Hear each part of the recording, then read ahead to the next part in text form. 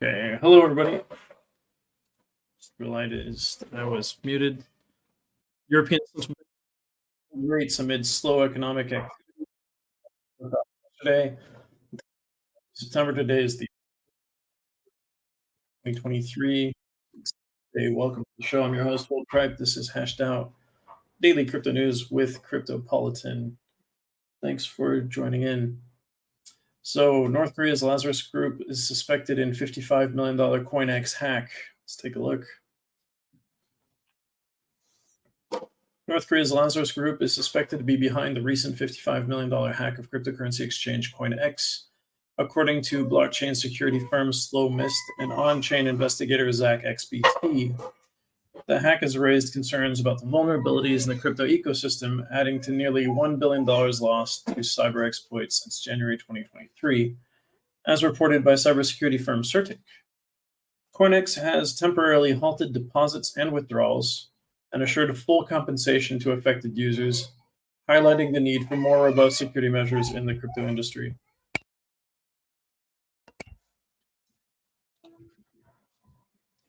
Huobi Exchange rebrands as HTX, charts a cryptocurrency evolution. Huobi Exchange rebranded as HTX on September 13th, emphasizing a strategic shift. HTX provide global monetary freedom and a metaverse-free port. So they don't like the metaverse? Is that what that means? HT, Huobi's native token, experiences positive momentum post-rebranding.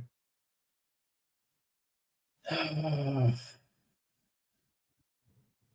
H in HTX pays homage to Huobi's illustrious history, acknowledging the platform's remarkable journey under its previous name. But HTX is not just about its past, but the future. The T in HTX stands for Tron, signifying a steadfast commitment to align with the Tron ecosystem closely. This partnership reflects a dedication to staying at the forefront of technological advancements. The X in HTX holds profound meaning. It symbolizes the core purpose of the exchange, which is facilitating transactions in the dynamic world of cryptocurrencies. Delving deeper, the combination of HT and X emphasizes the connection between the platform and its native token HT. HTX is intrinsically linked to the HT token, a vital component of its ecosystem. Interesting. The letter X also carries an intriguing connotation. It's the Roman numeral for 10, a heartfelt tribute to HTX's remarkable 10-year journey. That's pretty cool. Canaan announces the release of its new Avalon 14 series miners. Let's take a look. Canaan has announced the release of its game-changing Avalon 14 series miners, competition in the industry as a catalyst for innovation. Recent Avalon Bitcoin and Crypto Day conference held in Singapore was the state of Canaan, prominent Bitcoin mining application-specific integrated circuit, basic manufacturer, to unveil its latest innovation. The Avalon made 14 series mining rigs. Interesting. Looks like a lot of graphics cards. In this picture, I don't know if this is what it looks like. These cutting-edge mining machines represent a significant leap in energy efficiency and hashing power in the world of cryptocurrency mining. Canaan's standout product at the event was the A1466i mining rig, which boasts an astonishing energy efficiency rating of fewer than 20 joules per terahash, precisely at 19.5 joules per terahash. That's cool. Apple unveils its new iPhone 15 models with cutting-edge gaming chips. Apple has announced the launch of its latest iPhone device packed with cutting-edge gaming chips, embracing the future with refined technology. I'll just leave it at that. You guys can check out iPhones if you're interested specifically. FDIC grapples with mortgage bonds from bank failures. What's going on here? The U.S. government faces a $13 billion mortgage bond challenge post Silicon Valley and Signature Bank collapses. The FDIC seeks BlackRock's expertise to sell complex bonds tied to Ginnie Mae project loans. Mm. Bond coupons remain below market rates, and early refinancing penalties pose hurdles. Interesting. Microsoft president proposes KYC to combat AI misuse. Is Microsoft doing much with AI here? Microsoft President Brad Smith has proposed the use of KYC to combat AI misuse, global AI challenges, and proactive solutions. Um, for national security amid growing concerns about the misuse of AI by foreign actors. Smith emphasized the importance of KYC policies, which have long been standard practice in traditional finance, as a means to enhance accountability and mitigate AI related threats. Smith underscored Microsoft's advocacy for KYC policies within the AI industry. Okay. So, as far as I know, Microsoft's main thing with AI is that they allow a lot of people to use their Azure servers for that. That's the main thing I see there. We'll see what else is going on. Gemini Earn users could reclaim 110% with DCG's bold plan. What's going on here? DCG has proposed a plan allowing unsecured creditors to recover 70 to 90% of their assets. DCG's strategy revolves around selling 30 million Grayscale Bitcoin Trust shares, valued at approximately $607 million, to aid Gemini Earn clients' recovery. GBTC shares currently trade at 17.17% discount compared to Bitcoin's price, reflecting a significant improvement over the past year. Diesel's latest, oh, hi, user B5E9F. Nice to have you with us. Diesel's latest NFT drop could get you access to Milan fashion. Diesel collaborates with Metamorph to drop the limited edition run of 300 collectibles on the Polygon and Polkadot networks. The spring 2024 collection starts on September 20th and is expected to attract 300 extra guests due to NFTs. Token holders can attend the upcoming show and mingle with other fans, buyers, fashion influencers, and editors. The Jets quarterback's injury at the Bills match sends DraftKings NFT soaring.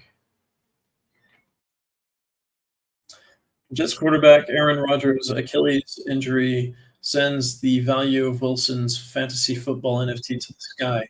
Wilson's elite digital play card on Rainmakers for the NFL 2023 team, a Polygon-based NFT with 30 editions, was priced at $69.99 during kickoff and rose to $400 on secondary markets after the quarterback's injury. The NFT market is in a stagnant state due to the ongoing bear market caused by factors such as regulatory scrutiny, frustrating a number of projects, and skeptical investors.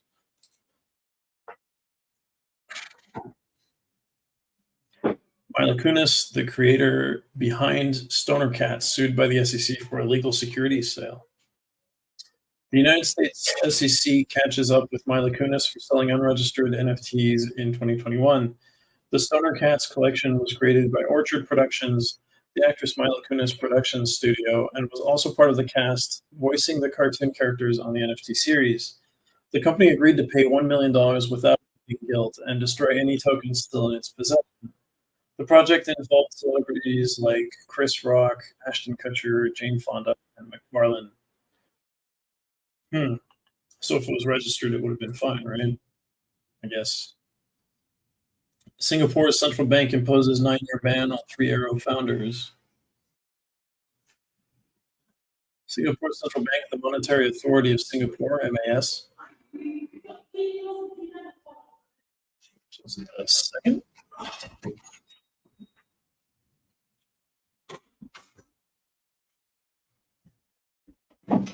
All right, I'm back. Singapore Central Bank, the Monetary Authority of Singapore, MAS, has imposed 9-year prohibition orders on Kyle Davies and Susu co-founders of Three Arrows Capital. The prohibition orders prohibits Davies and Sue from engaging in regulated activities in Singapore. The enforcement action against Sue and Davies comes amidst a broader global effort to regulate cryptocurrency and digital asset space. Interesting. Hi, CalD7. Nice to have you with us. Former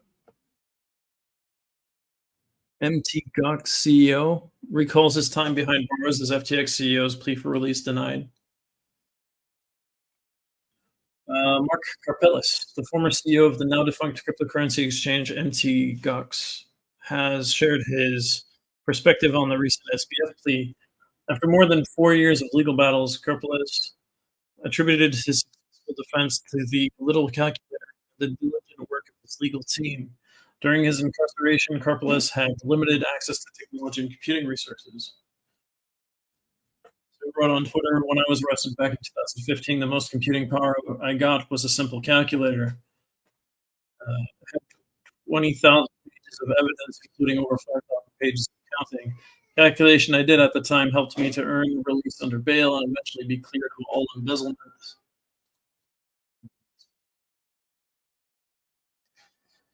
Oh, that's a long post on Twitter. I didn't even know you could post things this long. And eventually be cleared of embezzlement and breach of trust charges. I spent a total of 11 months and 15 days in pretrial detention. I didn't have access to any of the evidence until about 7 to 8 months in. The jail store had some label stickers and folders I used to create an index of all the evidence I was sent by my lawyer. Then I created a quick 8 pages index listing all the documents found in there by an ID I created at the time, including the number of pages, who made the document, and which folder it was in. I had 5 sets of evidence I called A, B, C, D, E, and each folder had a number A1, A2, etc. Each document had a number 2 that was written on an index label I attached to each doc. So if I looked at my list, I could find a specific document had, for example, the ID C416, which told me exactly where to find it. As for the accounting documentation, some parts of the prosecution's argument sounded weird, but I'd need to crunch numbers to present any kind of argument. The basic argument for the embezzlement was the company earned only 12 million USD, but you spent 15 million USD. The difference must have come from customers' accounts. The jail shop only listed an abacus in terms of what could help with the calculation, but considering I didn't have anything better to do, being stuck for months in solitary does that, I was ready to learn how to use it. When I tried to order one, however, the guard asked me if it wouldn't be easier with a calculator, and that's when I learned that actually was an option for cases involving accounting, etc. Spent around $120 to buy the best calculator they had, which could do additions, subtractions, multiplications, and divisions. Square roots, for some reason, had buttons to add or remove consumption tax. I spent the next couple of months going through the accounting information provided by the prosecution. Found some missing profits that weren't properly accounted for, went through the company's bank account records, which were thankfully also part of the evidence documents, and managed to find some 5.5 million USD worth of revenue that wasn't accounted for. Suddenly, the argument raised by the prosecution didn't make sense. The company made more than what was spent. And using this as a base, my lawyer pushed the prosecution to straighten up their act. Initially, they tried to just saying, okay, the company had that much money, but it's still embezzlement. But they found it too weak, and as they asked for more time to come up with something, the judge told them that it was maybe time to let me be released on bail in the meantime. After being freed on July 14th, 2016, I was finally able to get online after almost a year. A lot had changed. SSL certificates were now available for free. It was a new world, but Bitcoin's block size battle was still raging on. After a while, the prosecution tried an argument of breach of trust. The trial would start on July 11th, 2017, almost 2 years after I was initially arrested, August 1st, 2015. And another 2 years later, I was cleared of all embezzlement, breach of trust, all thanks to that little calculator and, of course, the tremendous work by the lawyers. It's fascinating to see this, when somebody's reputation can be destroyed and everything, and then turns out they get sent to jail. In the meantime, they can use a little calculator to prove they didn't do anything wrong. It's pretty crazy. Hi, Sunny001 and anonymous user 3F778. Nice to have you with us. European stocks declined. US inflation data. European stocks experienced a decline as investors weighed the possibility of sustained high energy prices leading to prolonged inflation. Market movements coincided with investor anticipation of releasing U.S. inflation data, which was disappointing. Analysts have expressed skepticism about whether the data will exert enough pressure on the U.S. Federal Reserve to raise interest rates in their upcoming meeting. So Germany's DAX and France's CAC Galt, or CAC 40, went down 0.4%. So did the stock 600. Meanwhile, S&P 500, Nasdaq Composite in the U.S. slipped by 0.1% ahead of the opening in New York City. All right, card games evolve with sealed mode in Gods Unchained. Gods Unchained introduces sealed mode, a novel gameplay format inspired by traditional card games, offering players random card sets for competitive play. A groundbreaking move, Mutable's NFT-based system grants true ownership of digital cards, bridging the gap between physical and digital card gaming. Interesting. Yeah, it's similar to Magic the Gathering. I get that. If you guys know that game, card game. Shrapnel's Web3 conundrum. U.S. gamers blocked from cashing out due to SEC concerns. Shrapnel, an upcoming blockchain-based first-person shooter game, won't allow U.S. players to cash out in-game assets due to SEC regulations.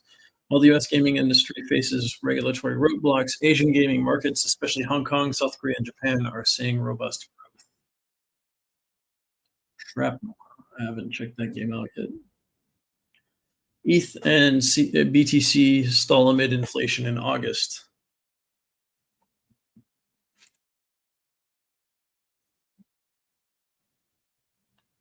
Inflation in August has affected crypto prices and ushered in a bloodbath for Bitcoin and altcoins alike.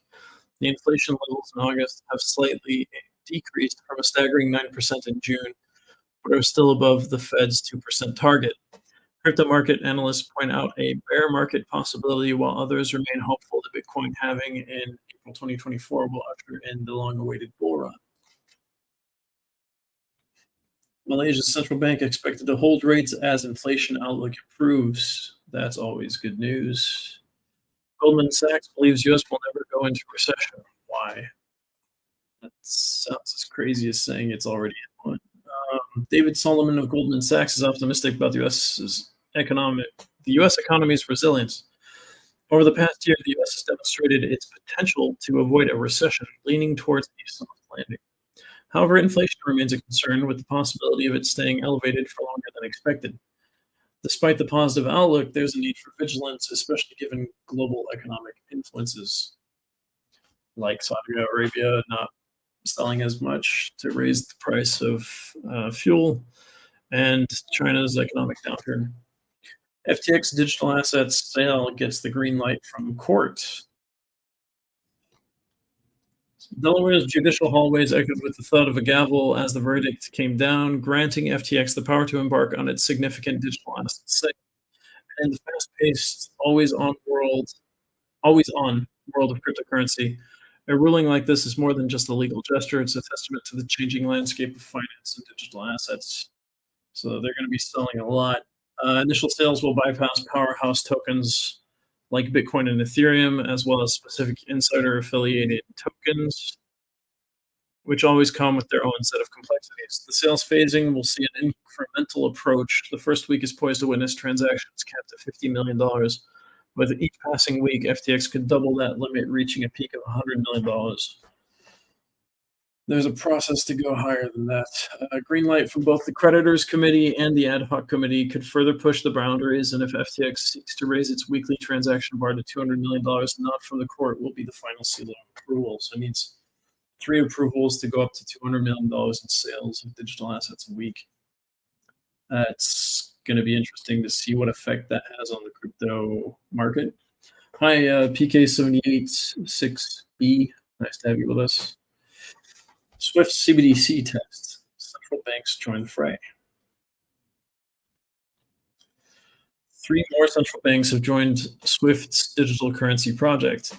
Initial testing began in March with 18 financial giants and over 5,000 transactions were conducted in 12 weeks. Swift's engagement with CBDCs showcased its attempts to innovate amidst potential competition. That makes sense. Alibaba makes a play in Apple China beef. How? You can try to stand in the middle somehow. Apple's iPhone 15 launch overshadowed by China's unofficial discouragement of using foreign tech. Huawei tries to reclaim market share with new 5G smartphone releases. Alibaba's strategic silence amidst the tech conflict draws attention. Daniel Zhang's resignation from Alibaba suggests Jack Ma still influences the company's direction. Has anybody seen Jack Ma at all recently?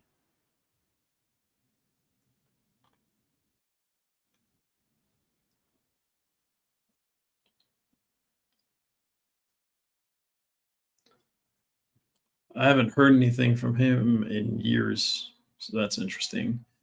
Brian Armstrong urges legal path for DeFi and CFTC actions. Coinbase CEO Brian Armstrong advocates establishing a legal precedent to legitimize decentralized finance protocols.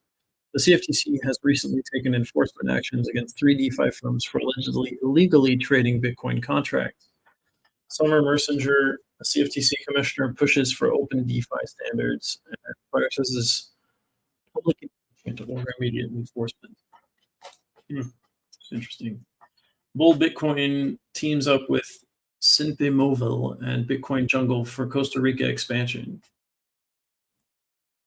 Bull Bitcoin is partnering with Sinpe Mobile and Bitcoin Jungle to introduce Colones to Bitcoin exchanges in Costa Rica. This collaboration aims to simplify crypto transactions, enabling quick conversions between colones. After serving Canada exclusively for nearly a decade, Bull Bitcoin is now eyeing global expansion. That's interesting. That's very interesting. All right. So let's see. Is there any more news for today? Nope. Let's go check the market coin.com. There we go. I was writing on market cap instead of coin market cap. Yeah, that's a funny typo. All right, so today Bitcoin is up 1.86% in the last 24 hours to $26,631 and sorry, I changed 26,629.03. I have to read it before I say it, otherwise it changes too fast. It seems like there's a lot of trading going on right now. Changes about every few seconds, milliseconds even. So Ethereum is up 1.94% to $1,626.96. BNB is up 0.78% to $213.26. The Fear and Greed Index today is at 36, which is better than it's been in a very, very long time. We've seen 34, 35 as the best for the last few weeks. 36 is the best I've seen in a very long time. If we can get up to 40, we'll actually see a pretty general uptick, probably. And that's not even like that's not even into greed. That's just into starting into the neutral territory, and it's still like negative neutral.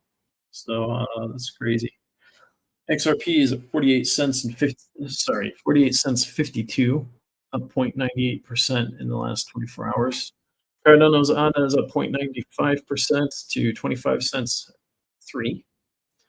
Dogecoin is at 6 cents 19, up 1.26% in the last 24 hours. Solana Sol is at $19.02, up 5.41% in the last 24 hours, which is pretty impressive.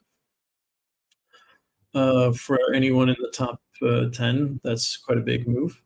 Tron is up 2.40% in the last 24 hours to 8 cents 267. All right, let's take a look at the actually, has ton moved at all since the big announcement with HTX? Down 2.67% in the last 24 hours to $1.88. Probably not linked. We'll see. All right, let's see. The biggest winners. Axie Infinity's AXS up 16.21% in the last 24 hours, up 8.79% in the last 7 days, and up 12.05% in the last hour. What is going on? Price is $4.90. I haven't seen a game uh, coin price go up this much since I started this show. I've seen them go down quite a bit, but never up. Thorchain's Rune up 6.34% in the last 24 hours, up 1.18% in the last hour to $1.64. It's 10 points less impressive, but still pretty impressive. Mana from Decentraland is up 6.06% in the last 24 hours to 29 cents 25. That's kind of surprising. Maybe there's something going on with Axie Infinity and Decentraland. H bar from Hedera is up 6.13% to 5 cents 173. Soul from Solana is in the top, let's see, 1, 2, 3, 5. Top 5 winners for the last 24 hours, up 5.43% to $19.04, like I said earlier. CFX Conflux up 4.84% to 11 cents 89. Curve DAO token CRV is up 4.31% to 41 cents 84. Sand from Sandbox is up 4.19% to 30 cents 06. And just under 4%, but ApeCoin Ape is up 3.97% in the last 24 hours to $1.18. And then comes Gala from Gala Games. And then comes Flow and Fractshare, Litecoin. I'm seeing a lot of gaming and multiverse coins in our top winners in the last 24 hours. Something must have happened. Maybe for each of them separately or for all of them at once. But that's pretty good. Maybe there's a change in the market. We'll see. Biggest losers in the last 24 hours. Clayton down 4.83%. That's Clay. To 11 cents 76. Compound is down 3.94% to $38.87. Flare FLR is down 3.43% to 1 cent 12. Star is down 3.17% to 5 cents 15. Ton is down 2.39% to $1.88. And then everything else is less than 1%. So the winners are pretty big. The losers haven't moved much. Yeah, if I just keep going down, these are all over 1%. There are quite a few of them, including Ethereum and Tron, Filecoin, Bitcoin, EOS, Ape NFT, Lita DAO, Tezos is XTZ, Chiliz, Algorand. These are all in the green, above 1% growth, less 1% uptick in the last 24 hours.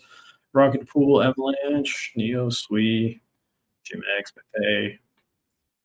Ethereum Classic up 1.58% to $15.29.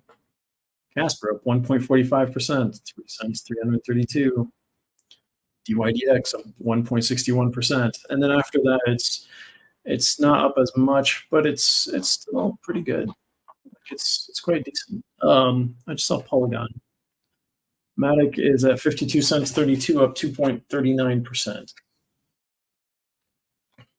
Not as impressive as the Axie Infinity, but still impressive that this seems to be moving in a green direction all of a sudden. What's going on?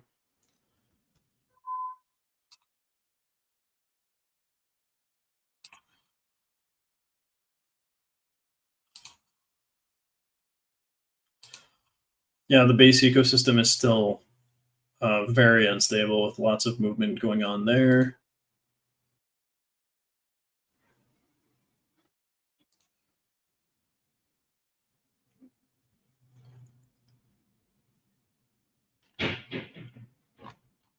Yeah, I think that's it for today.